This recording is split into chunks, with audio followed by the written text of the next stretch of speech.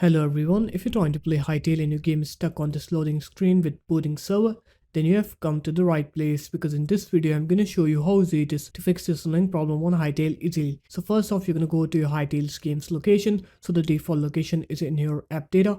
So just open up your start menu, right run, and then right app data here.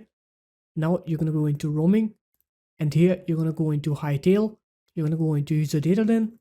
You're going to go into mods then, and here you're either going to delete this Hytale shop folder or you're going to move this folder to any other drive, for example in your C drive or anywhere else. And once that's done, now what you're going to do is you're going to open up your Hytale's launcher, and then you're going to click onto this settings button at the top left corner of the page, and then you're going to click onto uninstall. Once you go into uninstall, you'll have a validation option there.